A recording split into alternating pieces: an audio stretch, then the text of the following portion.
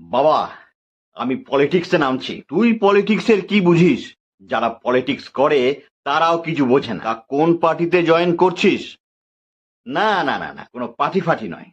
পার্টিতে জয়েন করলেই আমাকে জল আনা করাবে, চা আনা করাবে, চপমুড়ি আনা করাবে।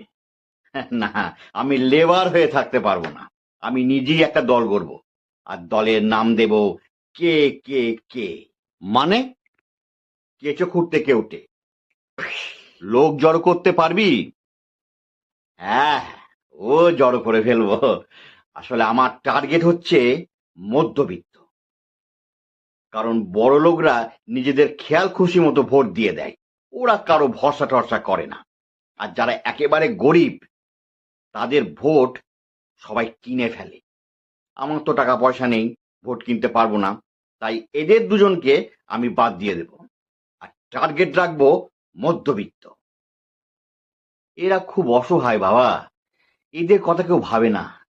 এরা সারা জীবন বঞ্চিত বাঞ্ছিত হয়েই রয়ে গেল। হেই, না না, এই মুখ ফসকে বেরিয়ে গেল। সত্যি বলছি বাবা, মধ্যবিত্তদের কথা কেউ ভাবে না, অথচ এরাই সরকার গঠন করে। আমি ভাববো এদের কথা। কাল থেকেই আমি প্রচারে বেরোবো, তুমি আমার সঙ্গে থাকবে। বাপ বেটা দুজনেই বেরোবো। আমি নেই তার মানে? মানে আমি তোর দলে নেই। কেন? তোর চক্করে পড়ে আমার বার্ধক্য ভাতা আর তোর মায়ের লক্ষ্মী ভান্ডার দুটোই যাবে। ও, তার মানে তুমি আমায় ভোট দেবে না? তুমি আমার দলে নেই, পাশে নেই? ঘর শত্রু বিভীষণ কোথাকার। আজ থেকে আমি তোমায় তেজ্য বাবা করলাম।